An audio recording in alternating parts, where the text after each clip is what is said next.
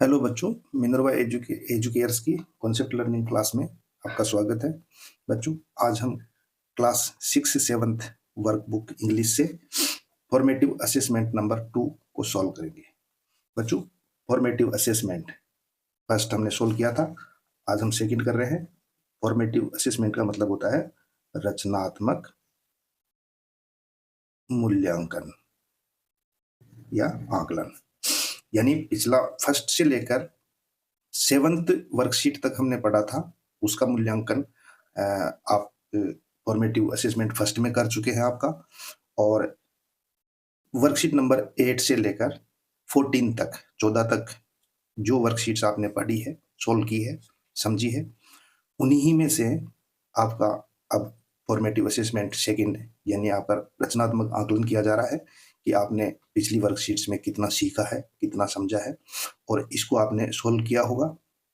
तो बच्चों, अगर फिर भी कुछ डाउट्स अगर रहे हैं तो आप इसमें क्लियर कर लेंगे। और ध्यान रहे, अगर ज़्यादा डाउट्स है तो आप थोड़ा पढ़ाई में ध्यान दें, क्योंकि फिर फॉर्मेटिव असेसमेंट थर्ड है, उसमें आपका जो है एवोल्यूशन मूल्यांकन थोड़ा इम्प्रूव होना चाहिए। बच्चों, फर्स्ट क्वेश्चन है, tick the correct option for sentence given below. यहाँ पे जो ये सेंटेंस दे रखा है इसको पढ़ना है, ऑप्शन सही पे टिक करना है। They grow crops on farm. Grow means उगाना, क्रॉप्स मीन्स फसल, और फार्म मीन्स होता है खेत। खेतों में फसल उगाते हैं। दे मीन्स वे कौन होते हैं आप सब जानते हैं। टेलर, टेलर मीन्स दर्जी, ये तो सिलाई का काम करता है, ये खेतों में फसल नहीं उगाता, ठीक है। सेकेंड है टीचर, टीचर्स ये तो पढ़ाई का काम करते हैं यानी पढ़ाते हैं, ठीक है, तो ये भी नहीं है। थर्ड है फार्मर्स यानी किसान, ठीक है, किसान का मतलब जो खेती करते हैं, ये फसलें उगाते हैं, ठीक है। और फोर्थ ऑप्शन था बच्चों मैजिशियन। मैजिशियन का मतलब होता है जादूगर, ये तो जादू दिखाने का काम करते हैं, इसीलिए हमारा करेक्ट ऑप्शन क्या है, ये फार्मर, फार्मर्स, ठीक है। किसान जो है फसलें उगाने का काम करते हैं। बच्चों, सेकंड है select the correct preposition. Preposition, सही प्रीपोजिशन का यूज करना है फॉर द गिवन सेंटेंस, ठीक है। जो ये सेंटेंस दिया है उसमें हमें सही प्रीपोजिशन का यूज करना है। प्रीपोजिशन हमने पहले पढ़ी थी, पूर्व सर्ग। पूर्व सर्ग क्या होता है, जो नाउन और प्रोनाउन से पहले आते हैं और वो वाक्य के बाकी हिस्से से उनका संबंध बताते हैं। तो देखिए, यहाँ पे प्रीपोजिशन दिया है बिफोर, बिटवीन, आफ्टर और ऑन। तो बच्चों देखना, बिफोर मीन्स होता पहले, बिटवीन मीन्स होता बीच में, आफ्टर मीन्स होता बाद में, और ऑन मीन्स होता ऊपर। अब देखो सेंटेंस के अकॉर्डिंग इनको सेट करना है। डिवाइड यानी बांटना। दिस पिज्जा, पिज्जा जानते हैं सब आप, ठीक है, इस पिज्जे को बांटना है। गीता एंड रवि, गीता और रवि को।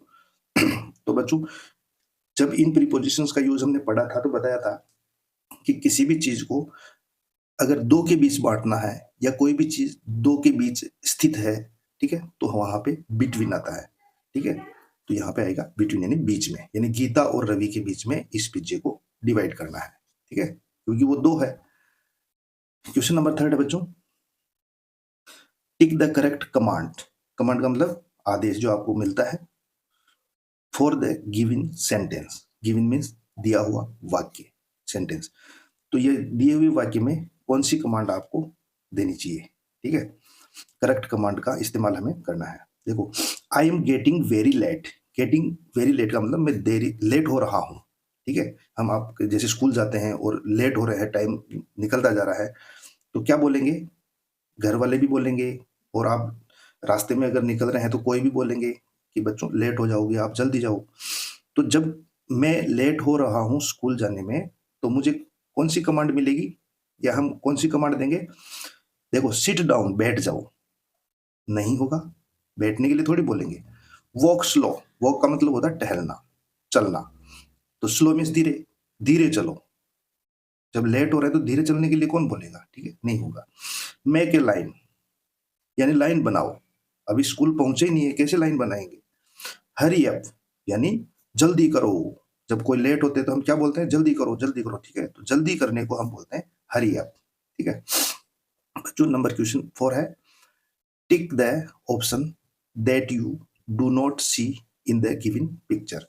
यानी उस ऑप्शन में आपको टिक करना है जो इस पिक में यानी इस फोटो में आपको नजर नहीं आ रहा है, यानी इसको ऑब्जर्व करना है, देखना है, ठीक है। तो बच्चों जैसे मून है, मून मीन्स होता है चंद्रमा, क्या आपको चंद्रमा दिख रहा है इसमें? गर्ल, गर्ल ये है। बटरफ्लाई, तितलियां ये देगी, ठीक है। ट्री, पेड़ दिख रहे हैं। तो बच्चों कौन सी चीज इसमें नहीं दिख रही है? तो हमें यहाँ पे मून यानी चंद्रमा नहीं दिख रहा है, क्योंकि ये तो सन है, ठीक है, सन है, सूर्य है, चंद्रमा नहीं है।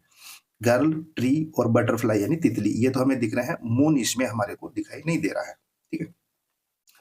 अब नेक्स्ट चलते हैं, रीड द गिवन राइम। इस राइम को यानी कविता को पढ़ना है बच्चों, एंड आंसर क्वेश्चंस 5 एंड 6, और इसके अकॉर्डिंग इसी थीम पर 5 और 6 नंबर क्वेश्चन पूछे गए हैं, उनके हम आंसर देने हैं। तो बच्चों देखिए, इसको पढ़ते हैं हम। Rain rain go away, come again some other day, little Palak wants to play, come again some other day. इसमें थोड़ा सा चेंज किया है, आपने छोटी क्लासों में पढ़ा होगा बच्चों, थोड़ा सा चेंज है, क्योंकि उसमें rain rain go away, come again another day, little Johnny wants to play, ऐसा आता था, लेकिन यहाँ पे पलक जोड़ा है और सम अदर डे, ठीक है, थोड़ा सा चेंज है, लेकिन हमें इसके अकॉर्डिंग देना है। नंबर 5 क्वेश्चन है, देखिए, what does the word go away? Go away का मतलब, मीन का मतलब अर्थ, तो इसमें गो अवे बोला ना कि रेन रेन गो अवे, यानी बारिश को पलक बोल रही है कि बारिश को कि अब चले जाओ, ठीक है, बाद में आना। Come again some other day, किसी अब दूसरे दिन आना, यानी बाद में आना लेकिन अभी चल जाओ, यानी बारिश को कि अब बंद हो जाओ। क्यों हो जाओ? क्योंकि लिटिल पलक, पलक जो है लड़की, वो छोटी सी है, वो कहती है, किस लिए बोल रही बारिश को जाने के लिए? वांट्स टू प्ले, क्योंकि वो खेलना चाहती है। वांट्स मीन चाहती थी, क्या चाहती है? क्या? प्ले, खेलना। Come again some other day, कि बारिश को बोलती है वो कि बारिश अब बंद हो जाओ, अब चले जाओ, फिर किसी दिन आना, मुझे अभी खेलना है। और बारिश में आप बाहर जाके खेल नहीं सकते, लेकिन बारिश बंद हो जाएगी तो आप खेल सकते हैं, इसीलिए पलक बारिश बारिश से बोलती है, ठीक है। तो गो अवे का मतलब क्या है? चले जाना, ठीक है। तो इसको हम इंग्लिश में इसका अर्थ है टू डिसअपियर, ठीक है, डिसअपियर, ठीक है। गो अवे मीन्स चले जाना, डिसअपियर यानी फिर दिखाई नहीं देना, जब चले जाएंगे तो दिखाई नहीं देगा, ठीक है। बच्चों क्वेश्चन नंबर 6 है, why does Palak wants to rain to go away, ठीक है। पलक क्यों चाहती थी कि बारिश को कि बंद हो जाए या चले जाए? क्यों चाहती थी बच्चों? हमने पढ़ा है, क्योंकि वो खेलना चाहती है। क्या करना चाहती है? खेलना चाहती है। तो आंसर लिखेंगे because, because she wants to play. बच्चों आपने पढ़ा होगा, सी किसके लिए आया? पलक के लिए, ठीक है। ये प्रोनाउन है, पलक तो नाउन है, और जब हम नाउन की जगह जिस वर्ड का इस्तेमाल करते हैं वो प्रोनाउन होता है।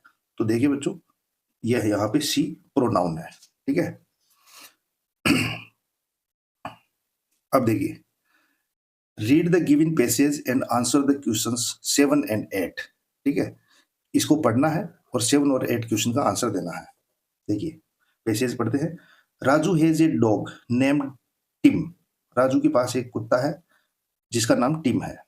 ऑन मंडे, सोमवार को, Raju left the gate open, Raju ने गेट क्या? खुला छोड़ दिया, ठीक है, सोमवार को। एंड टिम गोट आउट, और वो जो टिम है कुत्ता, वो बाहर निकल जाता है, ठीक है।